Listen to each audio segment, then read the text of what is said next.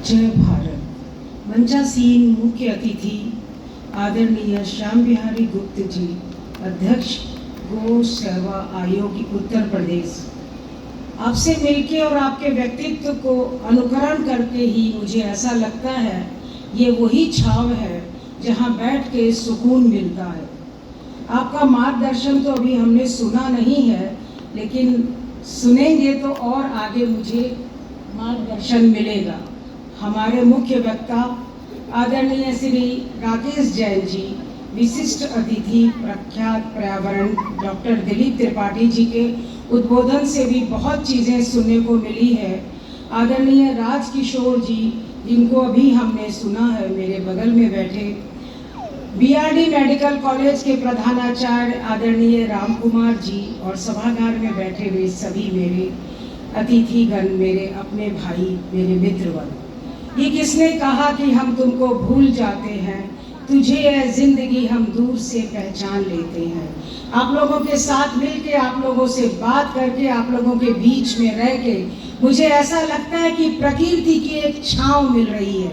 और आज पर्यावरण संरक्षण गतिविधियों के गोरक्षकांत द्वारा आयोजित इस महत्वपूर्ण संवाद कार्यक्रम की अध्यक्षता करते हुए मुझे एक गहरी जिम्मेदारी का आभास हो रहा है।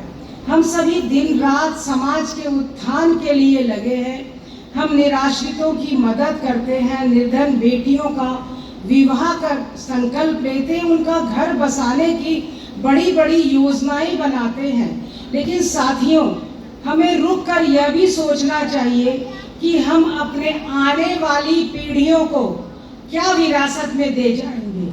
अगर हमारी बेटियां और हमारे बच्चों को सांस लेने के लिए शुद्ध हवा और पीने के लिए स्वच्छ जल नहीं मिलेगा, तो हमारे द्वारा किए गए कोई भी सामाजिक कार्य हो वो अधूरे ही रह जाएंगे।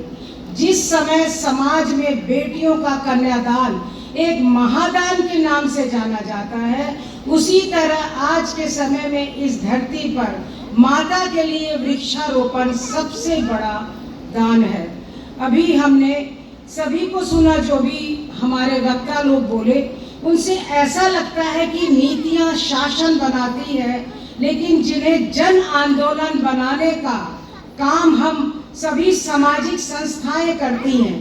पर्यावरण की रक्षा अब किसी एक की जिम्मेदारी नहीं है, यह हमारे अपने अस्तित्व की लड़ाई है। मैं अपनी बात इन पंक्तियों से बताना चाहूंगी कि तपती धूल को दे छांव वो वरदान है, पेड़ इस धरती का असल श्रृंगार और हमारी जान है पेड़। साथियों, हम अक्सर सोचते हैं कि मेरे अकेले पेड़ लगाने से क्या होगा।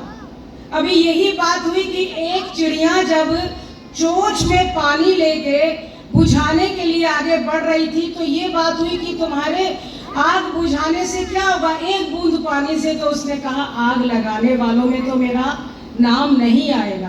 कहने का मतलब यही है कि आप अपनी एक एक कर्म को याद करिए, ऐसा याद करिए कि समंदर की विशालता भी बूंद बूंद से ही बनती है। जब एक इंसान कोई संकल्प कर लेता है तो वो केवल विचार होता है, लेकिन अगर समाज और इतनी सारी संस्थाएं एक संकल्प करती है तो वो एक क्रांति बन जाती है।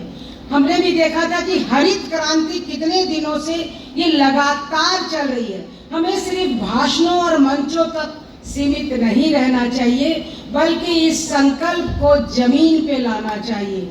जिस तरह हम समाज के शोषित और वांछित वर्गों के लिए ढाल बनते हैं, उसी तरह आज हमें इस प्रकृति की ढाल बनना चाहिए।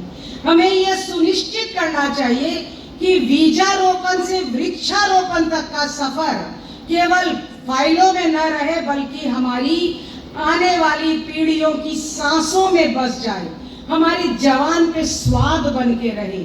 अमिया की बगियों में जब हम जाते हैं, लीची की बगिया में जब हम जाते हैं, हमारे किसी पूर्वजों ने लगाया होगा वो पेड़, उसका स्वाद आज हम लेते हैं। हमारी आने वाली पीढ़ियों के सांसों में, स्वाद में अगर ये पर्यावरण की नियति बस जाती है, तो हमारे होने का सही प्राय बताती है। आज अध्यक्ष के रूप में मैं इस मंच में आप सभी संस्थाओं से केवल एक ही आह्वान करना चाहती हूँ कि आज यहाँ से लौटते समय हम सिर्फ सुनकर न जाए, बल्कि एक दृढ़